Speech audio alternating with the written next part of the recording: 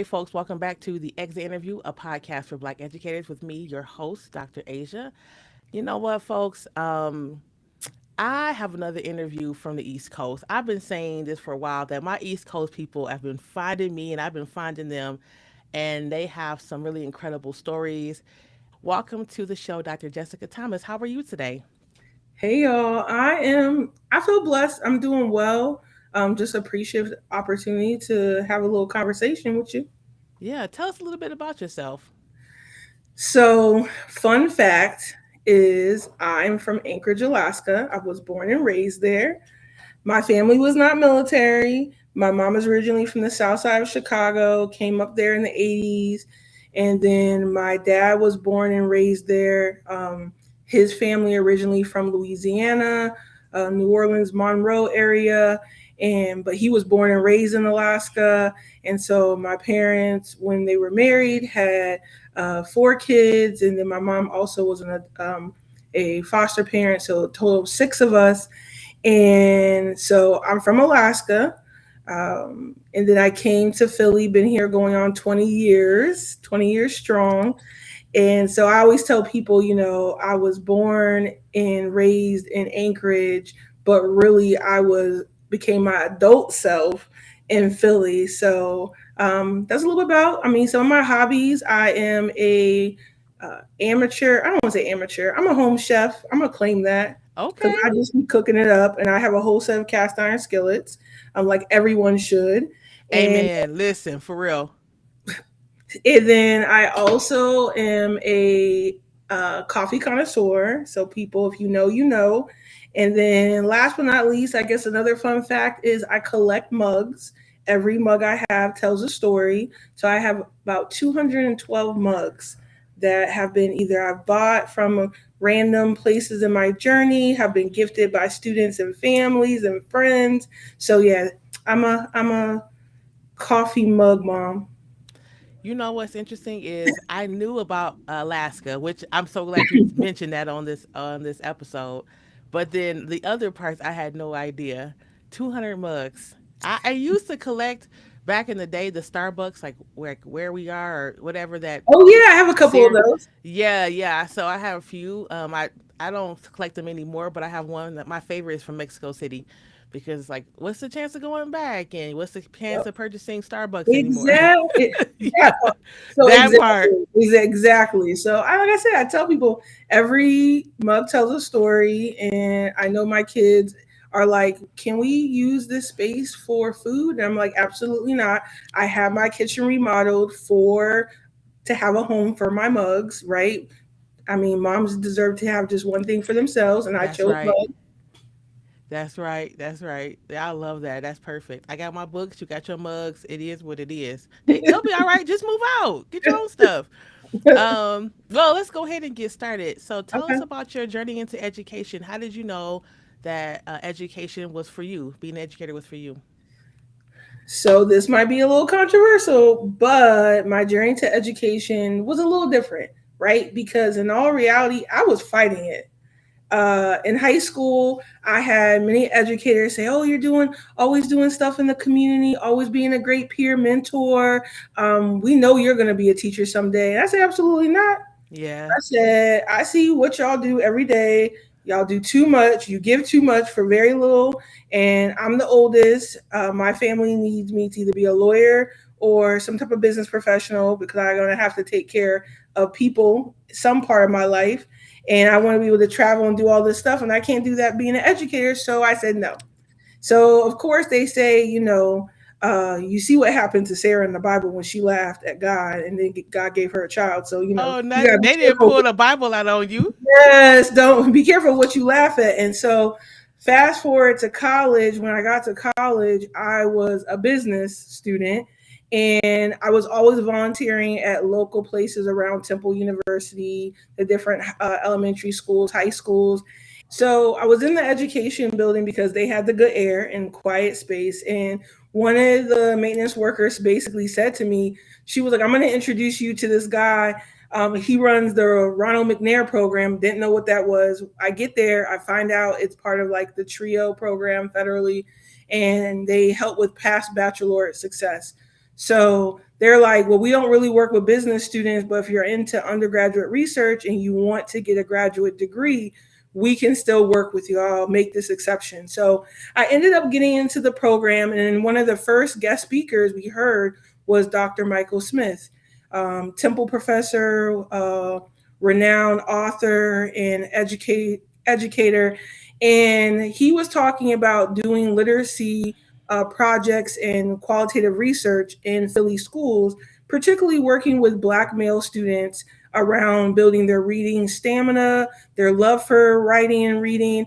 And the way he talked about them was that they were real people, right? Mm-hmm. Um, and it was like a change that I hadn't seen since I left Alaska in terms of how people were talking about youth in Philly. And so they said to us that, and he talked about qualitative research, and I was like, oh, I like learning about people's stories.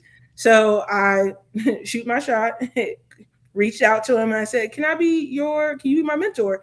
And he was like, a business student? Like, what are you doing in this program? Yeah. So he took a chance on me. Fast forward, we start doing undergraduate research, and I paired up with him and a business professor in the Fox School of Business. And one of my first studies was looking at professional development in Philly schools, which was an HR system. And that was my background in the business school, and how it attends to the professional needs and impacts student outcomes. So Mm. that was like my first, like, undergraduate study, thinking I was a real scholar. And I did some presentations and conferences. And after that, I really caught the bug. But still, it was too late in the game for me to become an education major. And I just kept telling him, he said, listen, you need to come to the light, which is education.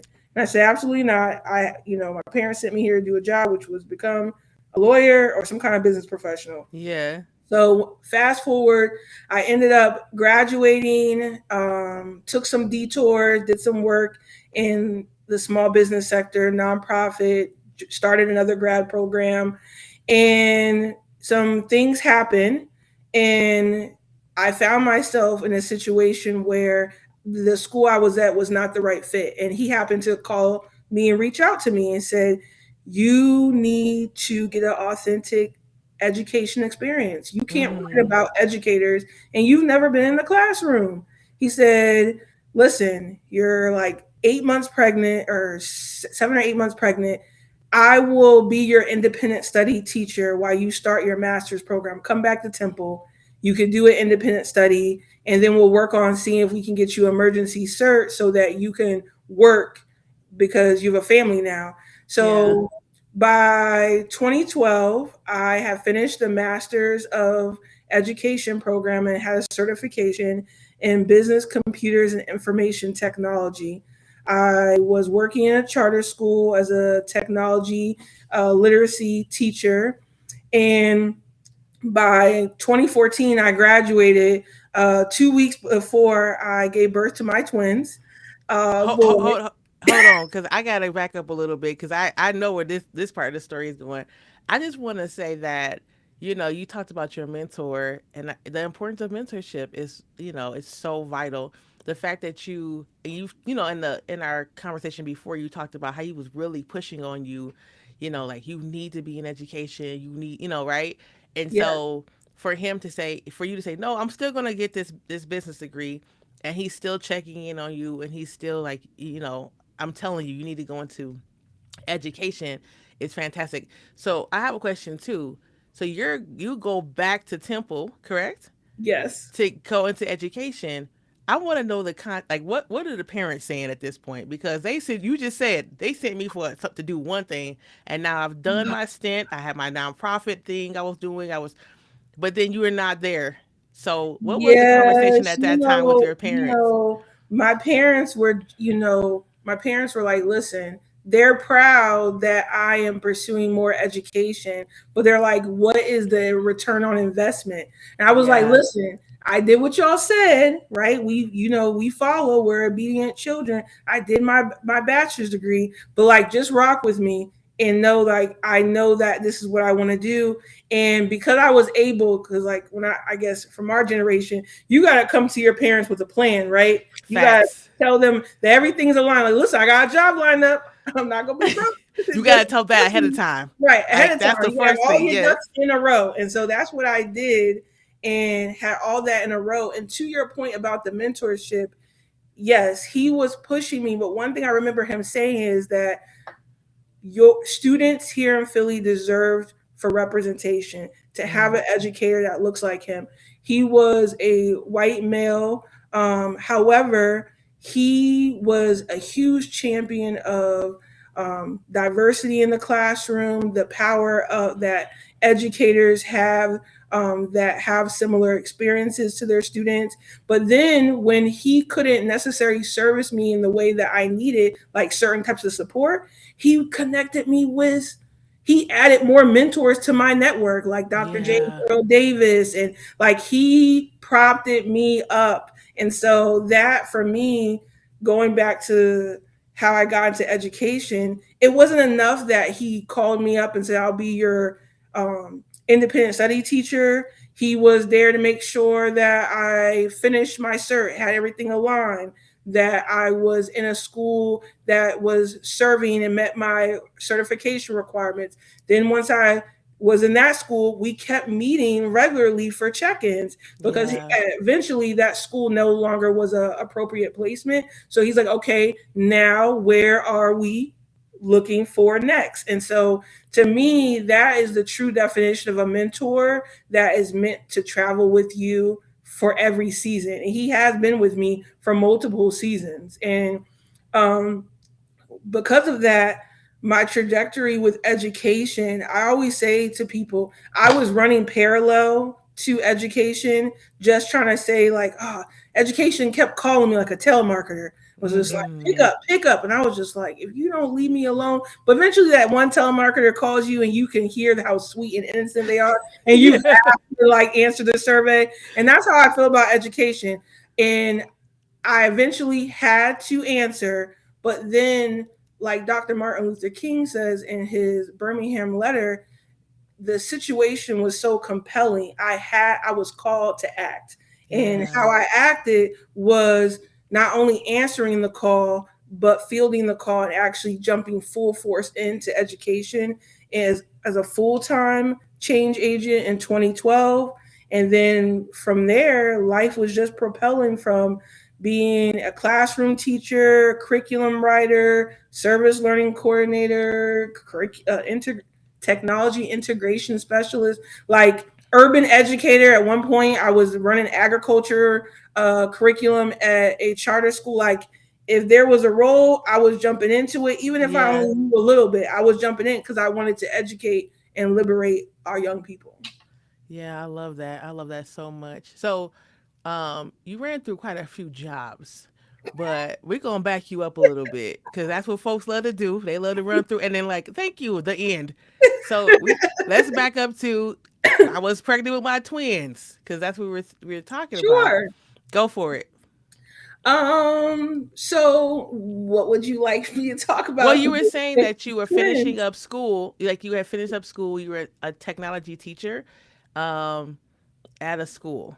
That's Yeah. where we left off. So tell us about that experience because this would have been your first time in a classroom. Is that correct?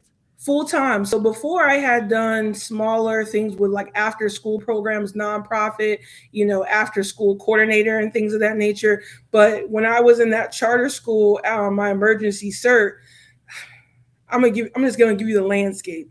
Think Mm-hmm. of a technology teacher with no smartboard. Yeah. So Tell us about chalkboard, that. Yeah. chalkboard, projector. So I had a chalkboard, a projector, a computer that I connected to the projector, 30 computers, usually on average 35 students. I taught kindergarten through eighth grade technology.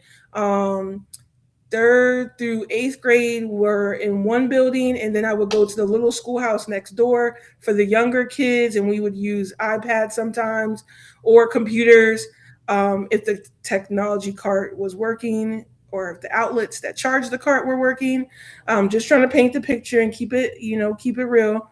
And in that space, I remember some pivotal moments of like, I know I answered the call, but is it wrong to hang up? Because Mm-hmm. this situation, like, is this what everyone's going through in education in Philly? Because I I'm gonna give you one example.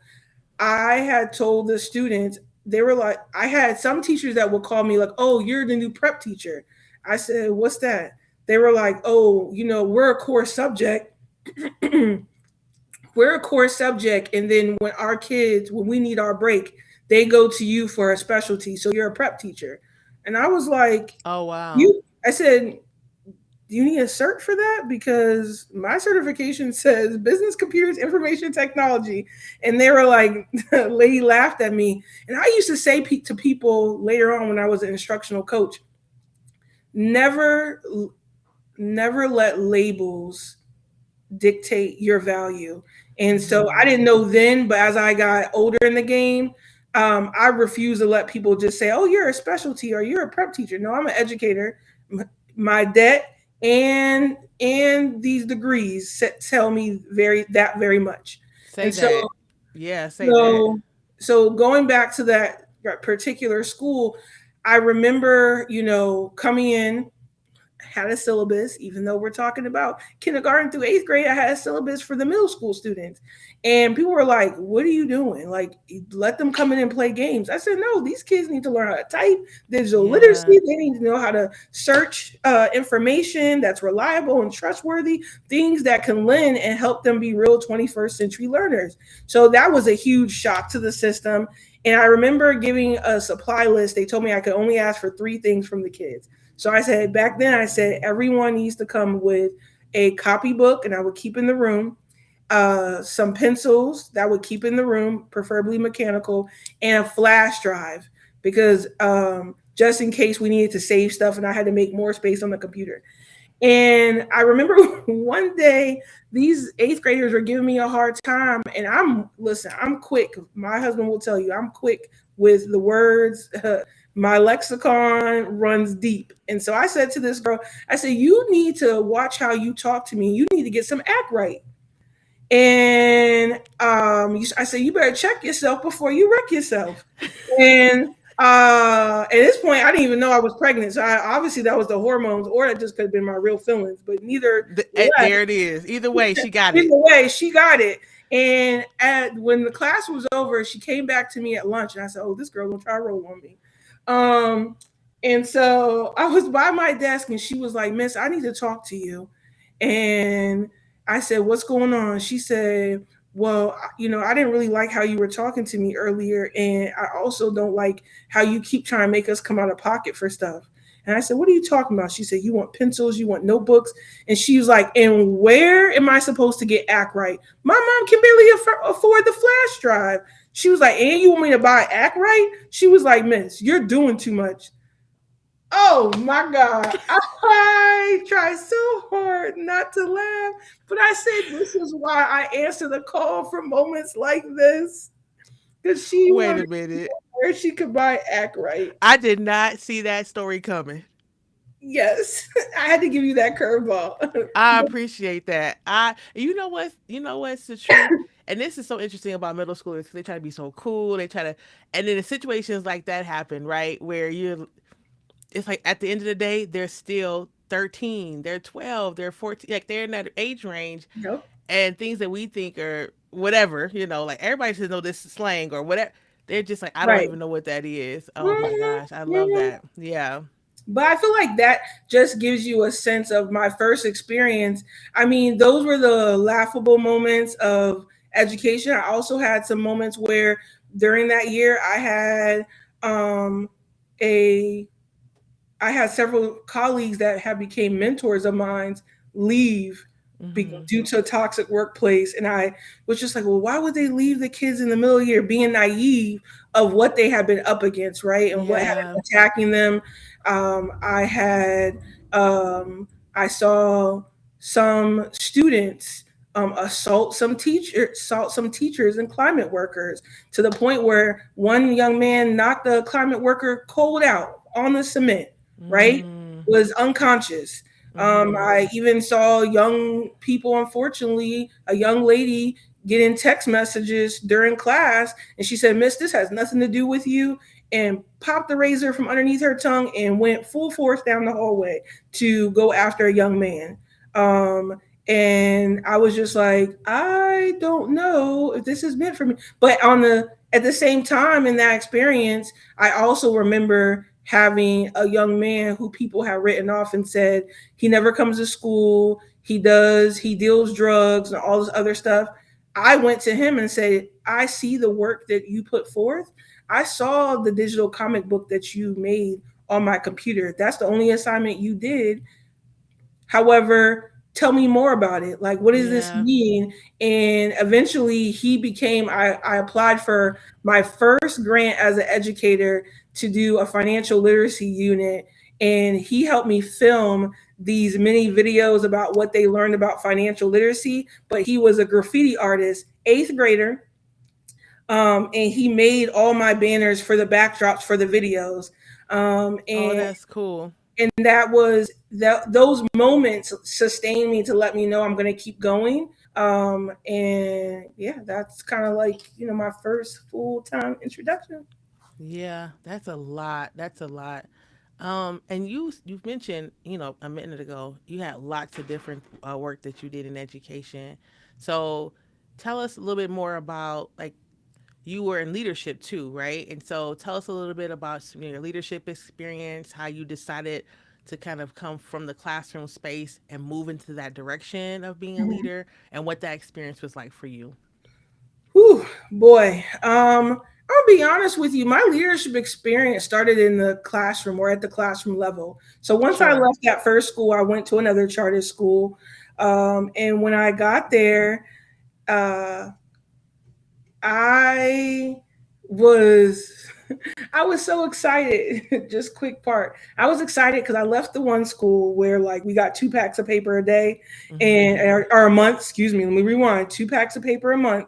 And if you accidentally forgot to bring your paper down, if you had to borrow from the secretary, she would deduct it out of your next month's allotment, right?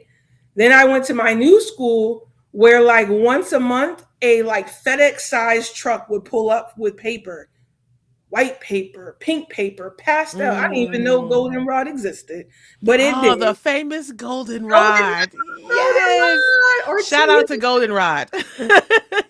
Oh You can my make God. any That's event taking me hot on back. goldenrod. Yes. Listen, okay, go ahead. I can do a whole Listen, yes. you know you're a teacher without saying you're a teacher if you know about goldenrod paper. Yes. I can see goldenrod, I can see that blue, the green, and the pink. Yes, the Say that. pastels. Yes, Yes, the the pastels. pastels. Yes. Yes. So, and I even remember going to the school and like when you would go inside, I was like, oh my God, it's the same color as outside. It's still light, right? It's not like washed out, Yeah. whatever. So I was Yeah. just like overwhelmed and excited by, the experience. And I got to that school and just, I think it's really, which is a blessing and a curse of my nature. When I jump into an environment and I feel like it could be it feels like home. I'm gonna give you not 110%. I'm gonna give you 220 and possibly more, right? Like Yeah. it's not gonna be my 2 cents. I'm gonna give you a whole like silver dollar worth. And so I eventually jumped in, and I remember at like the third staff meeting, they were like, "We're looking for people to lead clubs." And so I joined and started the healthy eating advocacy team at my school, aka the Heat. And we were a school that managed the school's garden and created lessons around nutrition. And I had a team of students, middle school, after school, we would do healthy recipes and practice them. And then if we liked them, we would put them in our cookbook, but then we would do demos during lunch or have teachers sign up for us to do a nutrition lesson, and the students would do it during their lunch. And so I did that for like 2 or 3 years. We even got another grant. That was like my second grant that in my career to publish it and actually publish it. People could buy it and things of that nature. Mm. And so it was great because that was like my first taste of like teacher leadership, and I was like, oh, I would like more. Yes. And then, of course, when you want more and you say it to yourself, other people hear you thinking out loud. And so, the after school coordinator, who's been a longtime friend of mine, She had connected me. They were doing service learning. The school was really big on service learning, which was in Alaska. My school district had been a champion for that since like the late 90s, early 2000s. So I already was like, it was already ingrained in my educational fabric. And so I became a part of the service learning team, was helping coordinate first just the middle school program projects. And then I started to lead all of middle school. Then they got a grant and they wrote me in to become a curriculum writer. So then we developed a K to 12 curriculum Oh for wow. service learning. Yeah. I was writing curriculum. I was running about 2 or 3 groups after school because then we were also going to conferences. And then I was managing for about 250 middle schoolers service learning projects that were year-long experiences. And I was running, helping co-lead days of service as well. So I was doing that. Then the whole boom around one-to-one technology was a thing that started the paradigm shift there. Our charter school had fundraised funds to do that. And my principal came to me and was like, how would you like to have this role? It comes with the stipend. That's like the whole charter school thing, right? We'll give you a stipend for anything. And Yeah. so I said, sure. So now I'm the healthy eating advocacy after school lead. I'm a service learning coordinator and curriculum writer. And now I am the tech. I just got another certification. So now I'm the technology integration specialist. So now I am training teachers on ed tech and running the technology infrastructure because we didn't have like we had one IT specialist. So I was managing the laptop carts and all that and the iPads and everything. So I was doing that on top of teaching to kindergarten through 8th grade. So about 725 students. So then I was like, Wait, oh, wait. Can we pause for a second? Girl, you make it. This is a lot. This is a lot. That's a lot of work. yes. And you have three babies at this point, or At two? this point, I had my 3 children that I had birthed, and uh, my stepson have officially moved in with us. So now we were at 4. We haven't gotten to my other 2 kids. That's later down the road. But so Yeah. now we're at did I say 4? Yeah, we're at 4, and I have about like 5 different roles at the school. Yeah. But I'm wearing them like a cape. I'm enjoying it, right? Mm. I'm building relationships with students. I'm an advocate. I'm encouraging. I'm also now I'm mentoring other teachers that are new to the school, and I'm really in my school leadership is seeing something special in me. I felt because they were bringing me to the table like, hey, Jess, there's an opportunity for us to get this grant and do this thing, and for you to be, give your voice in this way. Could you join? And I jumped at the call at the opportunity because I was passionate, genuinely still am. I was passionate, and then what really sealed the deal for me were the students that were a part of it. They wanted me to be more plugged into other parts of the community. That's the best way. So, like Okay. when something was advertised, I would have students come to my office. They were like, Miss Thomas, you gonna be at that event? You going to that? I see. What I team? see. What team are you gonna be in charge of? And I'm like, you guys, no, come on, we'll buy you. Listen, kids. If kids, they knew my weakness was cheese fries, right? I Uh, can't. not cheese whiz, but like real melted cheese. They're like, Miss, I got you.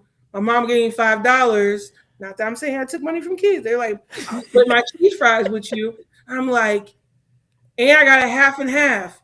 I'm like, oh, you got to eliminate from the place at the corner. I'll see you after school. Well, let me ask you a question, because I mean, I too can be bribed with cheese fries and a half and half, but like in those times, and we'll get to like what it means for you to be well later in this present Okay. tense, in this present moment. But how did you, take care of yourself, or did you take care of yourself, like looking back on it now in those moments? What did that look like in the day to day while you were, of course, excited, signing up, supporting the community? Um, did you take time to think about like self and community care, or is it just like it's for the kids, it's for the kids, it's for the kids? Well. Now we get to the heart of the matter. So false sense of wellness. Mm-hmm. Um, I was well in the sense that I felt professionally full, right? I was excited. The students, when I first got there, who said I had too high of standards and their parents were coming at parent teacher conferences with pitchforks, right? Mm-hmm. Had died down. And I was like, I felt like a little mini celebrity. They were actually saying hi to me at the grocery store, right? That's when you know Mm-hmm. you're really on the come up, when kids want to recognize you out in public, Yes, a and hundred percent. introduce you to your parents. So, but on the flip side, I was not well in other parts of my life. I knew that with the master's and now two certifications, I was underpaid. And even with all the additional positions, I was just doing a band aid effect to my finances. It was too expensive for my husband to work full time with having three kids under five, and pre K was only part time. So, to be honest with you, I would if I was benefiting from, like, if we had an event at the school and there was food left over, my friend who was the after school coordinator, I would be helping her, and she was like, "Jess, you want to take this extra platter home?" Boom, Yeah. put that into my food budget. She used to get health free fresh fruits and vegetables after everybody had picked it up. They couldn't keep it overnight. She was like, "I got you. I'm putting a care package together for you." That was really helpful. Like supplementing my income by, finding free things around the city that I could get into.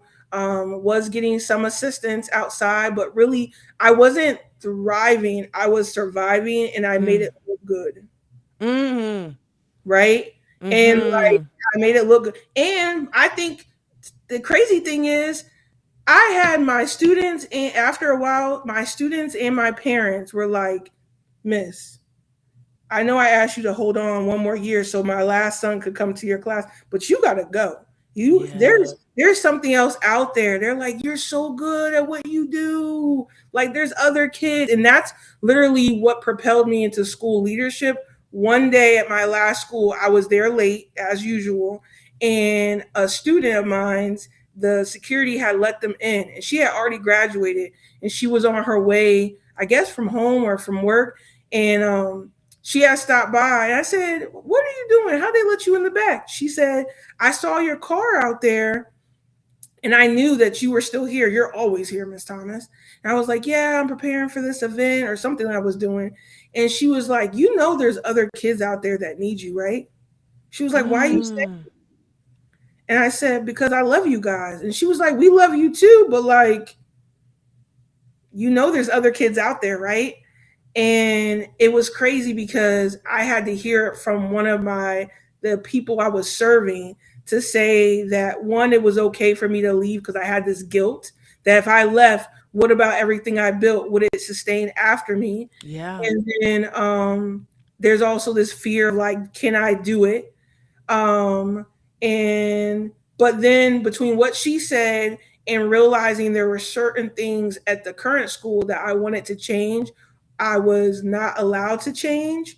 That I knew that I wanted a seat at the table, and I said, "Well, if they're not going to give me a seat, I'm going to take my chair and go find myself a seat somewhere else." And that's what I did. Yeah. So in 2020, um, during the pandemic, opportunity opened up for me to become a school leader in the school district of Philadelphia, and I jumped at the opportunity, and it was a game changer for me. Yeah. Tell it. You know, before you tell us about that experience, it's so interesting that when you tell the story on the surface, like, oh my gosh, I could hear an educator thinking, "That's so great. I'm doing that too. I'm showing up. I'm doing," it." And then right underneath, here's this conversation of self care, community care, family care, and your students rooting for you to leave in like a beautiful way, right? Yeah. To take care of yourself, to have better financial opportunities, still be in education. But I think that's really important that we continue a conversation about like what it means to be well, what it means to take care of ourselves, and not necessarily. Uh, I say this often. that, you know, we talk about teachers being heroes, we're heroes without capes and all these things. And because of that trope, folks burn out so quickly, Yes. right? And so in the system wants us to keep believing that. They'll keep giving us grants. They'll keep, you know, go to this thing and you're such a wonderful, because they want to use us up. And then when there's nothing left, they find someone else because, like you Mm-hmm. said before, when I was younger, I didn't know X, Y, and Z. And so I appreciate you sharing that story, and like how you ended up transitioning to another opportunity. Yeah. Yeah. Yes, So tell it. I no longer wear resilience as a cape, or like I no longer, my badge of honor is not unconditional service with unlimited sacrifice. Like those are no longer like my letter jackets, or like, or my Yeah. cape. I'm not doing, because it's really not good for you. But then eventually, you could resent, we could talk about this later, you could begin to resent the work you were called to do.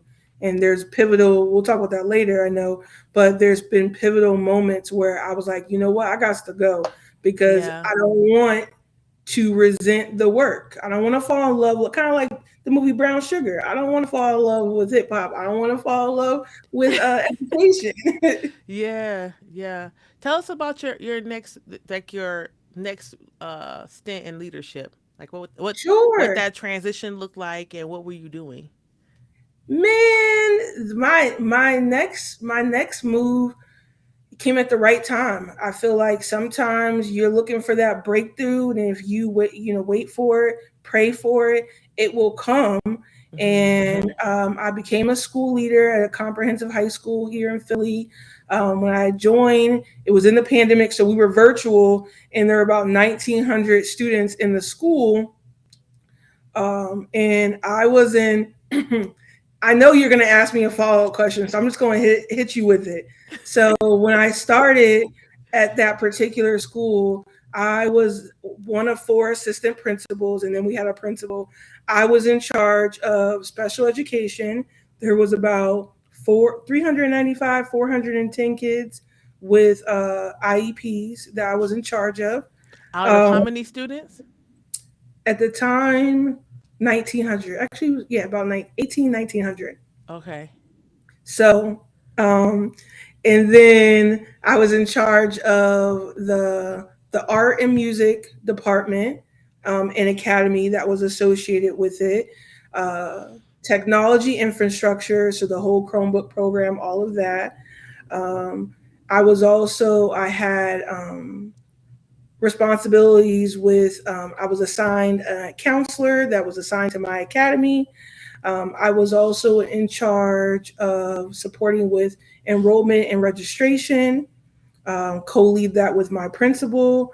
Um, I was also in charge of, we, Okay. Wait, let's just wait. I mean, and I was also in charge of it. Wait, I thought we had. Okay. I yes, that's what happens. Like you like what hap- I think in education, what happens is we are so excited to move out of one hot pot, or skillet, when we get into a new skillet, and it's like a cool warmness, right? Like when it's first getting warm, mm, but you like, and it's like that cold water hits it, you kind of sizzle, and you're like, oh, it's not really that hot. It's just it's interesting. just it's just it was warm from the cool down. Like it was warm from, like, it was underneath the water for a little. It's not really that warm. That's Yeah, what really yeah. happened, right? I was in my cast iron skillet, and I didn't think it was on, but it was slowly heating up. And so, but when I got in there, I was so excited. Even virtually, I found myself building relationships with educators. It was still tough because everyone was going through things, and I found myself so fresh from being in a classroom that I felt like I connected with the teacher at a different level, saying like, listen, don't forget, I literally was just in a classroom 2 months ago. Like, I Mhm. understand, like, feel comfortable, be your authentic self, which for me, coming from a charter school into a public school for the first time, I saw from the gate there was a lack of trust. And Mm. that was like a culture shock for me, because I had such a trusting relationship with my former principal and my colleagues and any, people that were parallel in position, I didn't understand, like, you don't know me from a can of paint. Like, you are deflecting a lot of past trauma on me, and I have no context. But in that new school leader role, once we came out of the pandemic, transitioning in person, of course, um, additional roles. I ended up around between 10 to 15 responsibilities that were under me, my responsibility, outside of what my colleagues had to also do, the other three assistant principals. But I went full force, and I did a lot with, I believe in building authentic relationships with teachers and students. And so I realized at a certain point that in order for me to build relationships with my teachers, I had to figure out, like, what's a common ground we had. So a lot of times for professional development during our PLC times, I would have get to know you surveys. I would just have everyone on a piece of paper. I said, write your birthday and your favorite color. Don't tell me the year, your birthday, your favorite color, a song that gets you going, and your favorite food. And then randomly throughout the year, I might drop a birthday card to somebody, right? As long as I would try to do all the birthday cards for the month. I would randomly order Krispy Kreme donuts because I knew half of my PLC really enjoyed it, or I would like encourage a potluck feast. Um, I also knew I had a lot of coffee drinkers and mug users. So I would say, listen, if the staff lounge, we got 300 staff and only one staff lounge. I said, if Wow. the staff lounge is too packed, my door is always open and my Keurig is always ready. Just come sit down. I have an extra desk. You can work out of my office. I'll leave if you need the space. I was always giving teachers my office. I don't care. I don't have nothing to hide. Mi casa, su casa. And then I also had some teachers that had eventually decided to open up to me about, they had children with special needs, or they lost a loved one to cancer like I had while I was a school leader. And so just building those authentic relationships and not forcing it, but like when you're ready. But I also didn't have a problem with being vulnerable with my PLC, my professional learning community. Sorry for the acronym, but my You're PLC, fine. and just saying, like, hey, you guys, you know what? Today we were going to talk about this topic, differentiation, but I had a real hard time with my son.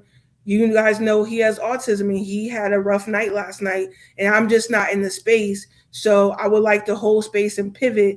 Could we today? I would like to give you more small group planning time. I'm going to be in the back. If anybody wants to come sit with me one on one, and we can have small consultation, but I'm not in the capacity to stand in front of you and deliver something because my cup is not full. So Yeah. that, I think, started to open up the floodgates for people to feel more comfortable and then tell a friend. And I was just like, I'm not doing this for like kicks and giggles. That's my thing. This is generally how I operate. Like the same kind of whole child love and support I give to children, I believe adults are also worthy of the same type of education and support. Mm. So I mean, that's the Cliff Notes version, I guess. You let me know where else you want to go with it. Yeah. So, was this? I know that we talked about leadership. Is this the last school that you were in as a leader? No, no. So I was the assistant principal there for about 5 years. And then I was a principal for a short while at a private school in Philly. And that was my last school that I was at. And so I went from the school that I was at from 2020 to 2024ish. I where I was servicing when I started, I was servicing there was 1900 kids. When I left, there was 2700 kids. Wow. And just to give you perspective, my special education department had increased too, in the sense that we went from having 310 kids with IEPs to when I left, we were at 495 kids that we were servicing. across all disability types. I had 21 teacher case managers, 27 paraprofessionals that were all, and a school psychologist that were all under my purview on top of my other responsibilities. So when I left that school and had an opportunity after taking some time off, because I did pivot, I tell people I didn't quit the district. I just chose me. I resigned Yeah. and chose me. I chose Yeah. me. I chose my family, and I took some time for myself, almost about 8 or 9 months, and then joined another school family in August of 2025. And it was predominantly students with different types of needs, not all disabilities, but only 25 students. And I said, if I can handle 2,700, I know I can handle 25 students and five teachers, right? So after a series of interviews, I was selected, and the universe aligned me to join another school family. And once again, I jumped in with both feet, but I had a different set of blinders, not blinders, a different set of glasses on, really, of like how Yeah. I was more aware and cognizant of what was going on, right? And made sure I was keeping a pulse of the community, but also keeping a pulse of myself to make sure, like, hey, if your gut is not feeling right, let's listen, let's pull the curtain on it if it has to be. But once again, once you start to fall in love with your students, sometimes you don't pay attention, and there definitely were signs on the wall. But nonetheless, when I got into that last school, those students grabbed my heart, even though there were some really rough days.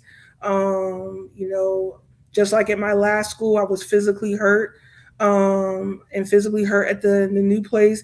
I still kept showing up because most of the kids kept showing up, and they started to see that I genuinely had their best interests. And these were the kids that have been on their third, fourth, or fifth school. So I knew they needed Mhm. a different type of love, right? Mhm. Um, and support. And so I was willing to put in the work, and I was putting in the work until it was time for me to transition from that space.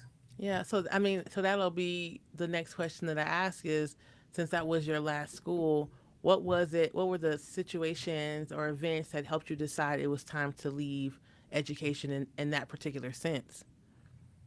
Well, have you ever seen this movie? This is the best way I can explain it to you. Have you seen the movie Lemony Snicket's A Series of Unfortunate Events? Oh, a long time ago. Yes, there's like a new version with like Jim Carrey, I think, or something. Mhm. That is exactly how I feel my that to how to answer why I like the events that contributed to me leaving traditional educational spaces. There was just like the characters, things kept coming, right? And you're just like, why are these things happening to me? Um, Mhm. and I think, I can chuckle now because I've been doing the work to heal and to grow from the experiences. But there's three words that come to mind on the why behind why I left both places, and why I have taken a stand to uh, put a pause, kind of close those chapters and pivot to other spaces, is because the first word is psychological safety. The Yeah. second word is toxic workplace. Yeah. And the third word or term is systems failure. And so those are the contributing factors of why I pivoted and chose myself. For the really, when I think about it, it was the first time in my life in both instances where I put my needs now above others. And when I say that, I mean, at the end of the day, of course, when you put certain needs first, there's going to be a trickle down effect of how it positively impacts. Like my family benefited from it, my husband Yeah. benefited, but Yeah. genuinely, I had to choose to pour into myself because of those three things I just said. Basically, were killing me, and it was in the first instance. Um, I can compare that first event to an abusive relationship. Um, and I can say that because I'm a survivor of domestic violence. in a previous relationship. And in when I had to go through my therapy to unpack my abusive relationship, one of the things they talk to you about are how did it start and were there any signs you picked up on? And for me, I when I was at that school, I was so happy to get a chance at something new, and it looked so sparkly and new and nice. And the honeymoon feeling, I was in this honeymoon state of mind and was so blissful that I did not see the signs on the wall. Mm. Not the signs. I could, none of my friends that were educators in the district, they couldn't tell me anything. They're like, "Girl, do you know that no one else has to do that? Why are you at school at 7 o'clock? Why are you escorting kids home with the police? Why are you doing this on the weekend? Why are you falling asleep while I'm trying to talk to you for the third time Mm. this week?" I was just like, "No, I don't want to seem like an ingrate. I tried so hard to get into this position. I'm finally here. I got a seat at the table. I'm going to make it count." However, at the same time, I was slowly diminishing my capacity, right? I was physically drained. I was not present. My kids could be talking to me at at dinner, and there would be times where I would fall asleep in my plate, and my husband would put everyone to bed and then come and get me, and I would be sitting in like a bowl of guacamole taco Tuesday night, just Yeah. knocked out, right? Yeah. Because I'm so tired. And then when he wakes me up, I wait till he goes to sleep so I can get back on the computer and look at lesson plans, review IEPs, and do and answer the 3,000 emails I didn't get to answer, just so I can be half ready for the next day. And so, what ended up happening was while the first 3 years, 3.5 years or so were really, magical for me, eventually what ended up happening was we always had at the first school that I left, we always had one AP that was all assistant principal always leaving. And I always just said to myself, like, how could they just leave? Like, this place is so great. There's so many opportunities. And some of them would tell me why and say it was not a right fit. But I could hear that there was more to their story, or that I Yeah. could hear they have feelings, or that they had experienced harm that I just couldn't believe really existed. But Mm. soon, almost everyone that left, part of their narrative of the why became what was going on with me. And I soon found myself being a victim of um, peer harassment, um, staff harassment, and targeting, leadership bullying, just a toxic workplace. Um, Also, I started to feel like I was becoming a tool in the system where I knew that there were inequities going on. And when I would speak up, it was like, are you on our side, or are you on the teacher side, or are you on this side? Like, we rock for our own. We do this for our own. I'm like, well, aren't isn't our own the students? Like, that's who I'm Yeah. rocking with, right? Yeah. Yeah. And Yeah. so for that, I felt like then this where that psychological safety comes in. I felt like as I spoke up, I was being looked at as like, are you a traitor? Are you on our side? Who, like, where's your allegiance lie? And Mm. I've always been taught to lead with integrity, and I felt like there were moments where I was being asked to compromise my values, and it didn't feel great. And when I would speak up, it seemed like I was like being treated like, are you being ungrateful for the opportunity to be here? You know how many people wanted your opportunity? And so then I'm in this like internal tug of war of like, oh my God, am I being ungrateful? Like, who am I being ungrateful to? Am I doing the right thing? So then I'm like, okay, to apologize for my speaking up, now I'm going to do more to show that I really do want to be here. And it was just, Yeah. The cycle. yes, it was taxing. And then Yeah. sometimes, there's, unfortunately in the system breakdown is I felt like I also didn't have an authentic outlet that had power to bring about change in my situation. So I didn't feel like my union had my back. I didn't feel like there were systems outside of the union that a school leader still new in the game could go to in confidence and seek help without retaliation or being blackballed or being taught treat it as a trader, when in raw reality you were just looking for answers to sustain yourself and Yeah. find a common ground. And so that was the that was like the intensity of it. In the next role, I think it was more of,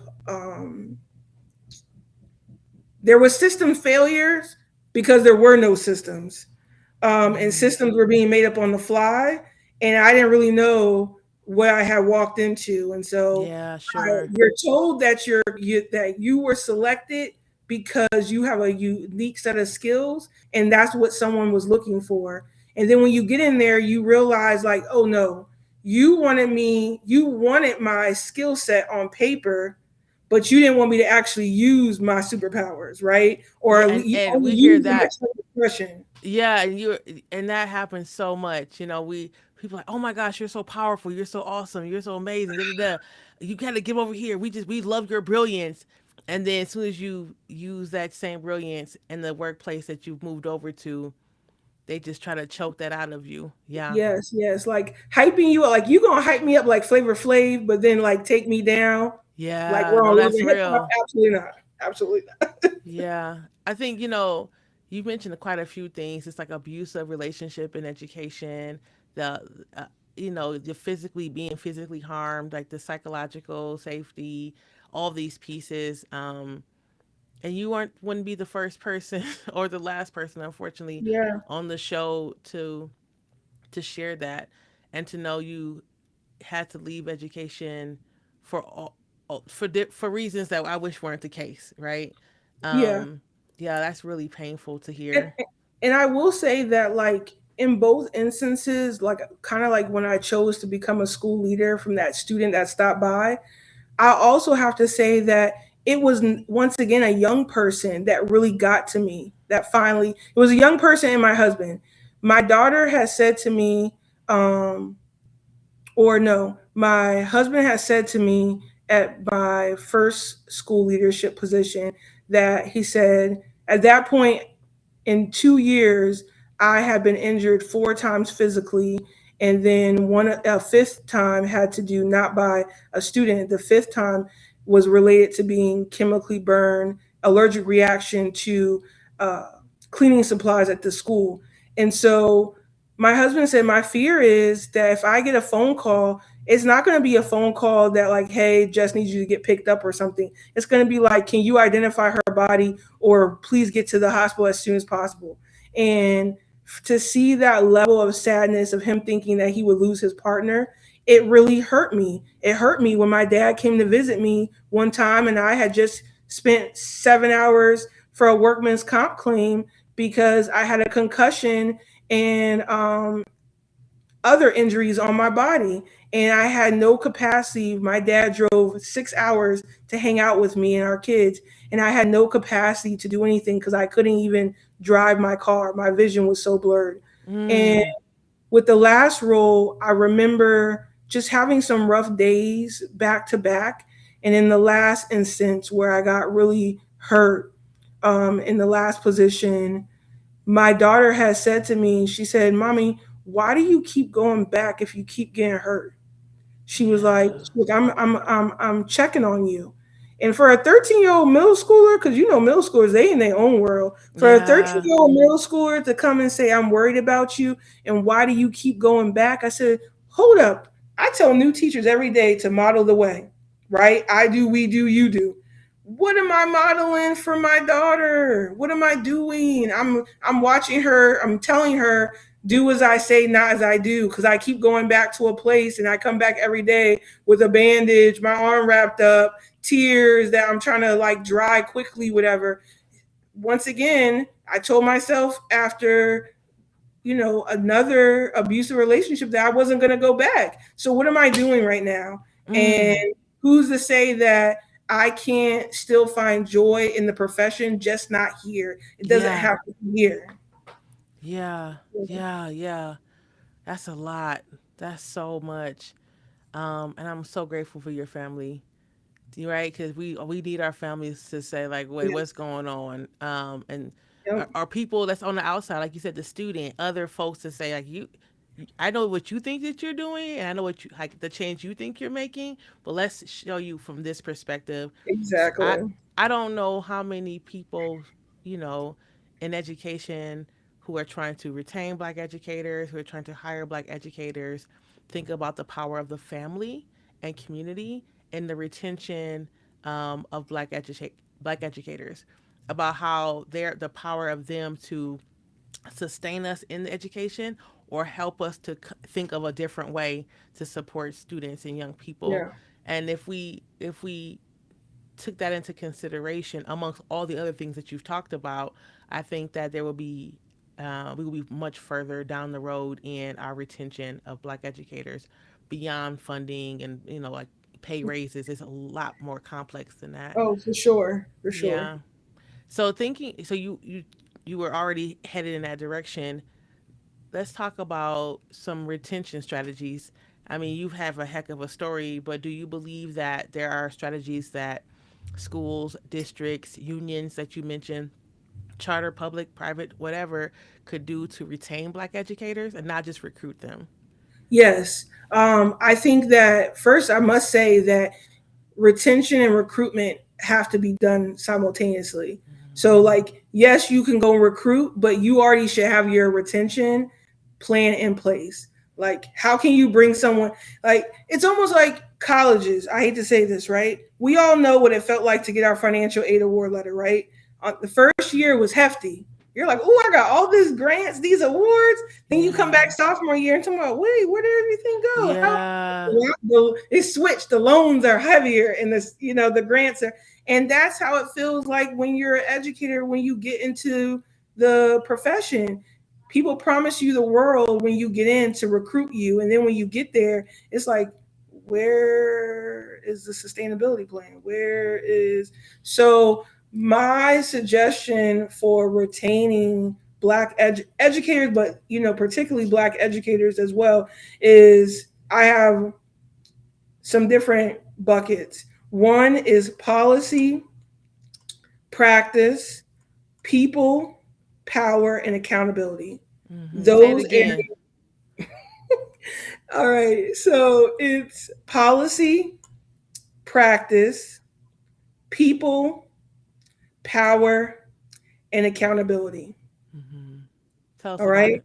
Yeah. So with policy, what has to happen is that districts and unions have to come together for collaboration. If we don't see district and unions, whether that's the school, it has to be the school leadership, the union that supports school leaders, the unions that support teachers, and the district.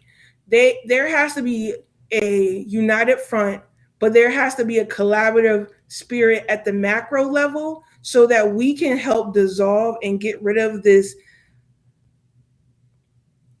fighting at the micro level because of all the conflict at the macro level with the organizations. It trickles down in school communities where it's like, oh, if you're in this union, like, you can't be doing, don't let that principal ask you that, or don't talk too much to those teachers about what you're going through, because then they'll use it against you later on if you don't turn in their evaluation on time. No, that I don't have the brain capacity to keep tabs on all of this infighting. Absolutely Yeah. not.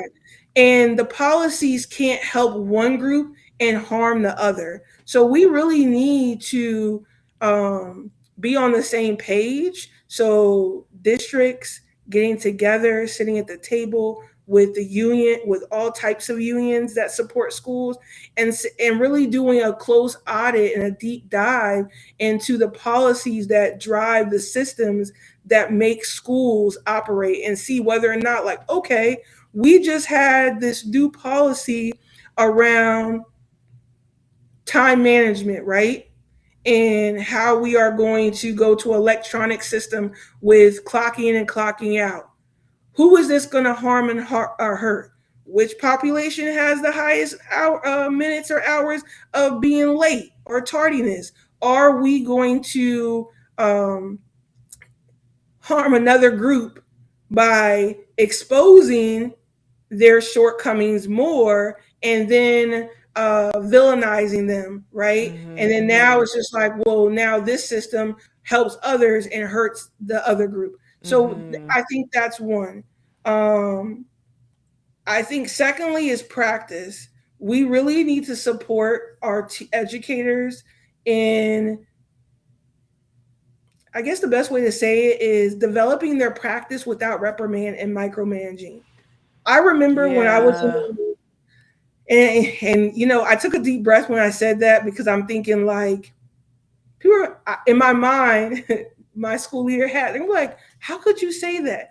I'm just going to say what it is, right? When I was in a charter school, and I don't know if it was just the nature of my principal at the time, but I had so much autonomy to try new things. I Yeah. still followed the curriculum, right? But I adapted for the kids. I didn't really recycle lesson plans. Like, I might have recycled in terms of the format, but like, I adapted to the learners in front of me. There were so many times as a school leader where I would have a meeting with the teacher and I said, hey, I really like what you did with that, but why did you pull back? Why? Well, you came in for my evaluation and I knew that I'm the only one that's not at this part in the pacing guide. I said, so everyone was learning, Interesting. everyone was Yeah. growing, right? There was this fear to like let loose and serve authentically and to liberate. I said, no, do that. I said, you know what, let's scrap this evaluation. I'm gonna come back next week. Do what you wanted to do. And I said, if it falls flat, then let's talk about it, right? Yeah. Because if you really, I say, in your heart and heart, you knew adapting the curriculum this way was going to get more bang for your buck, I'm with you. I'm rocking out. Well, what will let me handle that battle? And trust and believe. I was always taking the hits for my teachers, because I knew what it felt like.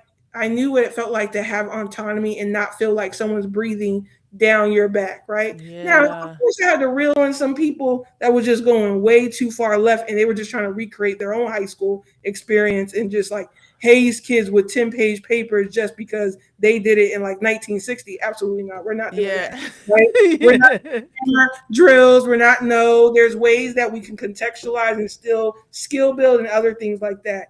And so I think that if we want to retain teachers, valuing how we build time, space, and a culture for practice and for people to fail forward, Mm-hmm. um, is important. And I think practice, you can say that, oh, yeah, I have PLC and I do this, but no, what is the culture? What kind of instructional culture, adult culture are you curating where people honestly believe that you are creating a safe space for them to try these things without reprimand, without judgment, right? That has to be done with intentionality. So I think valuing practice and curating and cultivating a culture that values, teachers really like learning. You're learning as an educator, you're still learning on the job, right? You're still learning. Mm-hmm. Like, yes, you got the cert, but you got the cert, and then the world changes 5 years later or the next year, right? And you keep have to learn. Um, the next thing will be people. The best way I can say this part is, and you brought it up early, is we have to, everybody in education has to remember that educators, and when I say educators, that's the broad, paraprofessionals, Yes. teachers, Yes. school leaders, the secretary, the Yes. school Yes. counselor, the attendant, the greeter at the front door, all educators, right? Yes. The social worker, the attendance coach, you have to recognize people's humanity. And that's one thing that I try to model for those that I supervise, is that I see you, right? Like, my humanity and your humanity is linked in some way because of this profession. And so, if when I say I see you, you have to engage what I said earlier about that holistic adult education and support. Like, if you're telling a teacher you have to teach to the whole child and you have to understand that kids come in with trauma and kids come in, not having eaten, all stuff. Excuse me, there are teachers who have not eaten in a couple Yeah. of days, right? You don't know if someone is living out of their car. You don't know if someone has family anymore and they lost them to COVID. You don't know if someone has just found out that they have cancer and they're no longer in remission. So how dare we forget about people's humanity and then say, "Oh, your lesson plans for the first time in 2 quarters wasn't on time. I'm going to have to give you this memo." Even though the person poured out their heart, I still have a job to do. Yes, we do have a job to do, but still. Yeah, this is interesting that you're saying this because you're right. When I talk to folks in community educators, they always say, you know, if I'm healthy, then I can help the kids, and we default to like, and the students, because it's right to say we're doing this for the kids. It's right to say that, and we don't think about in education. I don't think often it's good to take care of myself for self. Is we are adults are also human beings, so we want everything for the kid, and the teacher doesn't count. You're just a sacrifice to make sure the kid is successful. And that Yes. happens so many times. And you're absolutely right. Like you just said, some people don't have dinner at night, but you just mentioned in your previous, like, talking about your first school, that you were getting your fresh fruits and vegetables from the after school program. But it's always for the kids, for the kids, for the kids, and the adults are not well, right? Yeah. And the adults are needing food or rest or a therapy or all of the above. And I don't know how we got to a place in education that we glossed over that. Like, you didn't get in your K-12 experience. That's too bad. It's over for you because now it's your turn to sacrifice whatever you have left. And that does not get us anywhere in education, but more burnout, more racial battle fatigue, more compassion fatigue over and over and over again. No, you're so right on that. And I knew that I had to adjust my practice and not just be culturally responsive in how I teach youth, but be culturally responsive as a school leader. Yeah. When I remember having a teacher, her a peer of that teacher brought the teacher to me to my office and said, "Listen, just ask Dr. Thomas. She's not my direct supervisor. No, she will listen to you." And the teacher was afraid to ask me if I could help her find a space for her telehealth because she needed a quiet space. Her car was too cold and she just wanted to be able to talk to her therapist during her prep, and she had nowhere to go, and she was afraid to ask her direct supervisor on my team. And I said, "Well, is it during your prep?" She said, "Yes." I said, "I have a black cover for my thing. Here's the key to my office. Stay in here and text me if you need more time. I will go to your class. And this is between me and you."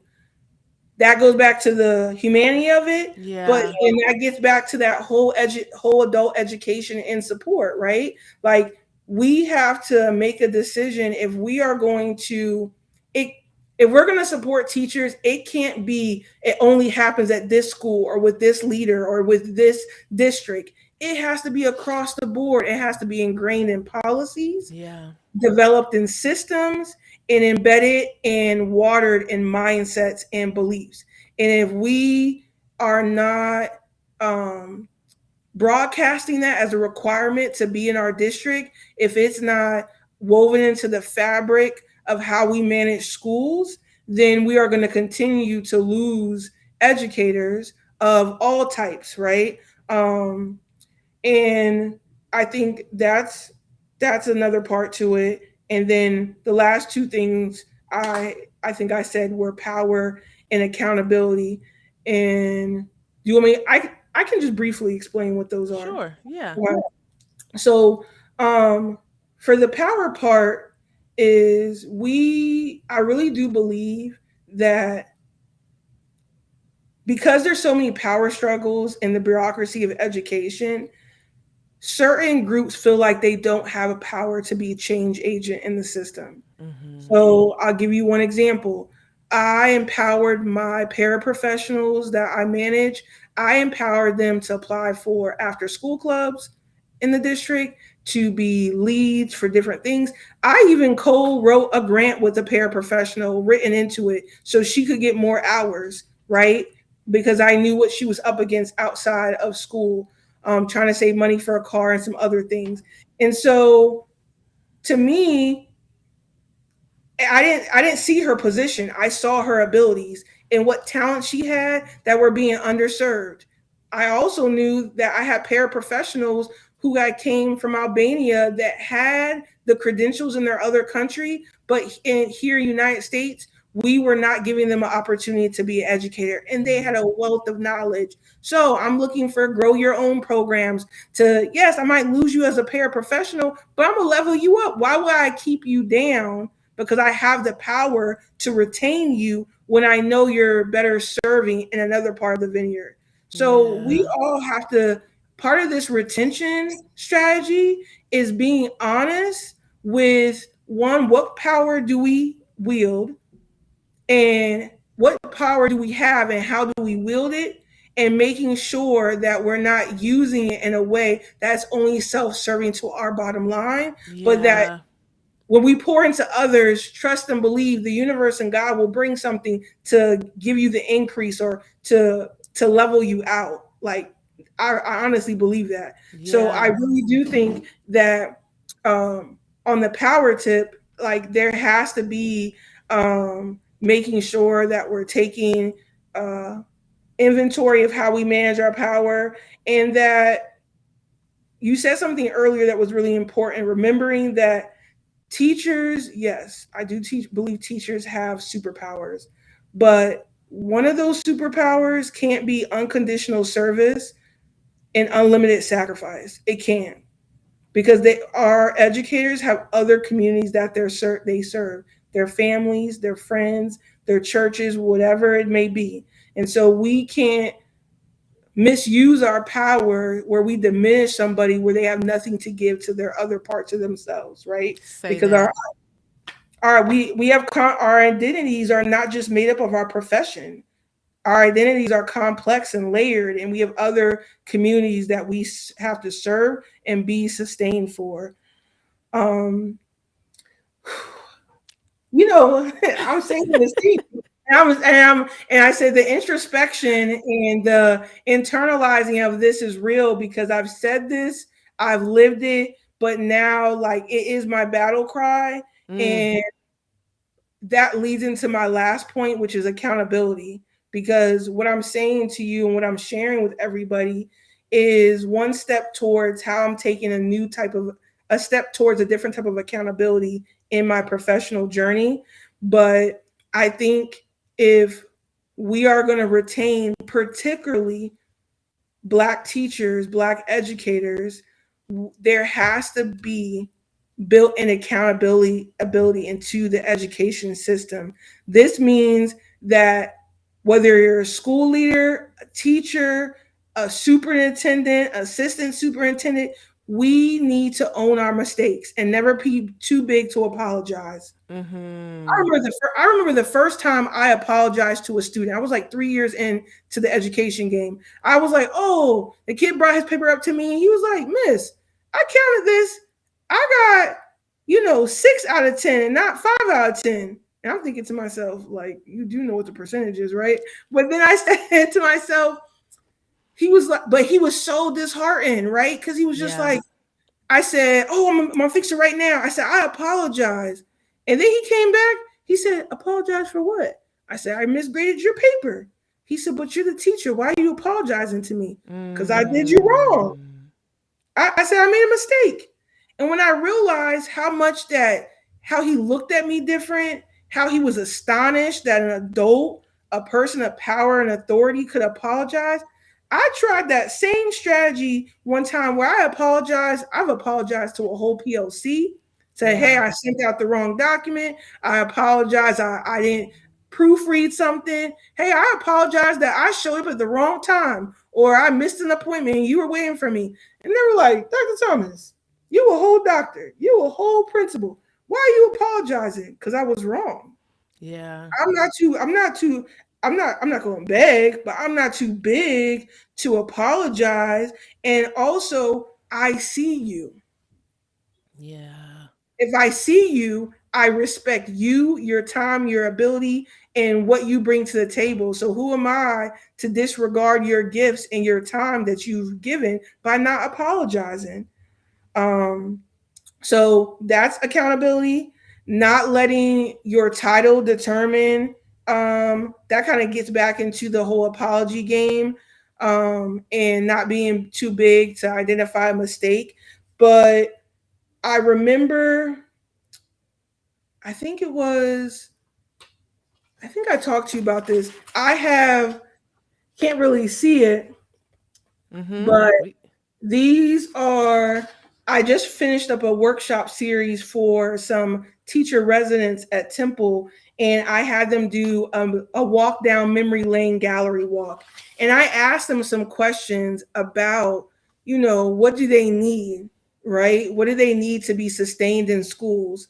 And they talked about their accountability of what they need to do better in, but then they stated what they need from the education system, what the education system could be more accountable. And there's so many things um, that was said. One of the parts of the gallery walk was the wall of fears. And they said not having teaching autonomy, that I will be broke the majority of my life. Not sure about getting back and forth to school safety, not having as much money as I want to sustain myself, being micromanaged by admin and not mentored. Mm. One that really helped. One that really shook me up is on this one, the teachers talked about the relationships that they needed and how they wanted the system to be more accountable about. I still need a better relationship with my department, my subject or my department chair, a better relationship with specialist teachers like art, music, and STEM. I need more help from a mentor that's not burnt out. Mm. Mm-hmm. I Someone said I need a angel investor to help me develop ed tech to be able to help with the new curriculum that keeps changing. Um, I need Someone else said I still need strong relationships with leadership, both teacher leaders and school leaders.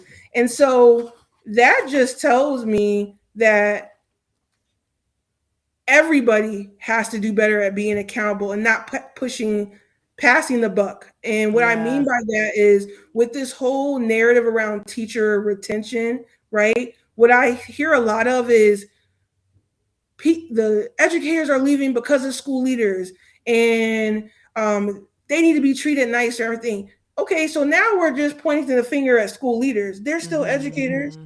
And Mm-hmm. then in 5 years, when the research comes out and says there's a mass exodus of school leaders, then what are we going to do? Point to the assistant soups, and then assistant soups are going to point to the district leader. Yeah.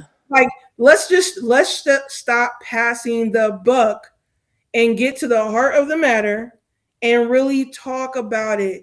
And let's all be accountable to each other. Let's Yeah. operate as a collective and not in this system that looks like a fluid system with, or excuse me, an ecosystem, because we're not acting like an ecosystem, right? We're operating in all these little, smaller, isolated parts instead of coming back to being a collective and saying, you know what, our humanities are tied together, Mm-hmm. right? Our how we support our educators helps build them in their capacity to help students. How we support our school leaders and value their health and wellness. You know how many school leaders I know are fearful of taking a day off for how that Mm-hmm. might look, and they might be considered weak. Oh I know I yeah. did.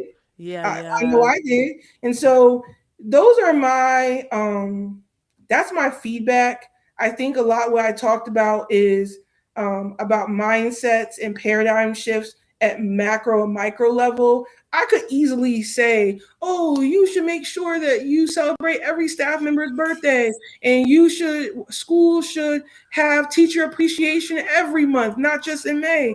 But once again, it's like a kid. You make false promises. You start off high and do these things, but they're not sustainable. We have to stop Yeah. making these big gestures and start off with these small intentional strategies that we can start, learn from, pilot, and build and scale up. Don't try to do big and then try to scale down and take all the bells and whistles and be like, well, 5 years ago we had the money, but now we don't. So, Yeah, well, say we giving that. you we gave you free box lunches here, and now all we can do is give you bagels and cream and cheese pockets. No, nobody. Yeah.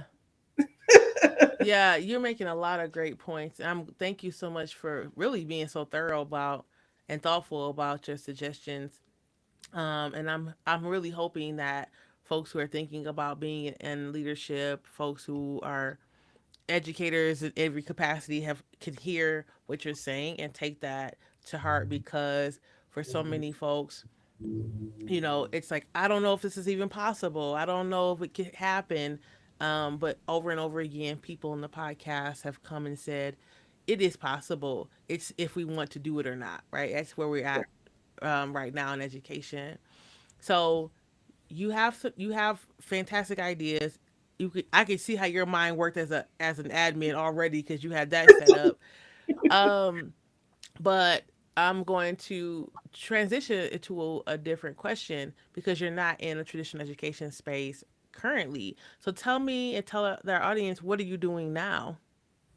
So I got a lot of things in the fire. Like you said, some things just don't leave you. And so while I was in education, my husband and I started a small business called Five Tribe Vending. We really just wanted to teach our kids about building generational wealth and financial literacy. So we started this vending machine after watching a lot of TikToks. Um, and we did that in 2023, and we've been just doing it part time. But now we're really trying to think about how we scale up, and we've expanded our focus to be inclusive of curriculum development. So now leveraging the vending machine as a learning tool. So one Mm, gap I saw in the schools was, okay, you have all these kids with all these entrepreneurial ventures. I had a kid that used to sell shirts, another girl who used to sell empanadas at her locker. I said, why aren't we leveraging this in the classroom to teach algebra, right? Or to teach how to do market research to make sure that you're tapping into the right audience, or how are you developing your script to do a pitch to a new consumer and use your ELA skills. And so I've developed a curriculum that does just that, where we can use the vending machine with a series of classes, and the teacher can leverage the vending machine and the different tasks that helps to run a vending machine to actually teach certain concepts in the classroom, and then bring a little some money into the school for discretionary funds. And so I'm in the process of working with a couple of schools to pilot that for next year. I'm still looking for candidates for that. I'm also, because of for those reasons, I'm going to be starting in the next couple of months establishing a nonprofit called Five Tribe Kids. Of some variation of that word. My kids get the vote, so the verdict is not sealed on that. And what we have coming up for our business is we're in our second annual year of a youth entrepreneurship summit where I mm-hmm. pilot some of the curriculum. And so we're hosting that at Temple University in April, where we bring local entrepreneurs to come in, talk to kids, bring the mentorship right to their front door, and then the students get to engage in an entrepreneurship design challenge in the afternoon, and win some great prizes and get connected to post-secondary resources if they want to pursue entrepreneurship as a career pathway. And of course, like I said, outside of that, I'm still out here consulting, looking for opportunities to support schools in addressing teacher. I'm going to say educators, so I include school leaders and teachers, educator wellness, Yeah. because I do believe strongly that if we don't address the climate, the adult climate and culture in a school, we will not be able to sustain the overall school culture, whether that's instructional culture, student culture. The adult culture has to be on lock. It has to be sound.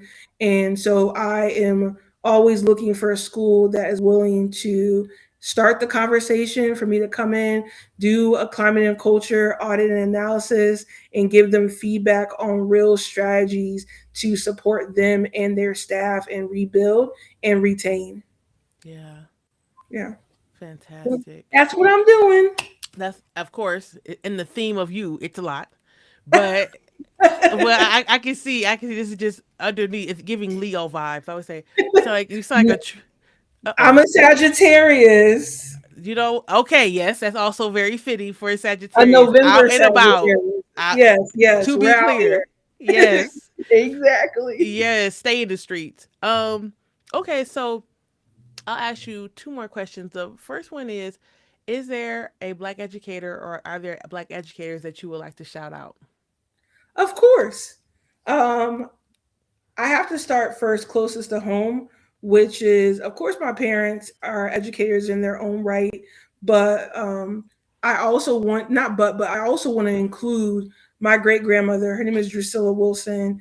Um, she was my first educator. She um, modeled the way of how to give service to others, to other communities, and she educated me on what does it mean to be a good human being and to operate with integrity.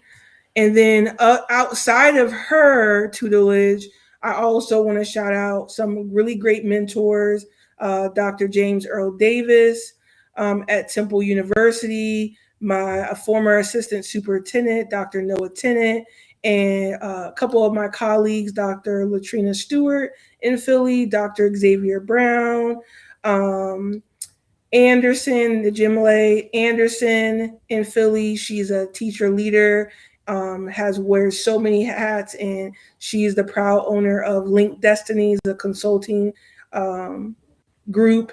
And then I'm part of the Surge family. That's a national organization. So I'm part of the Surge Academy and Institute here in Philadelphia, cohort 4.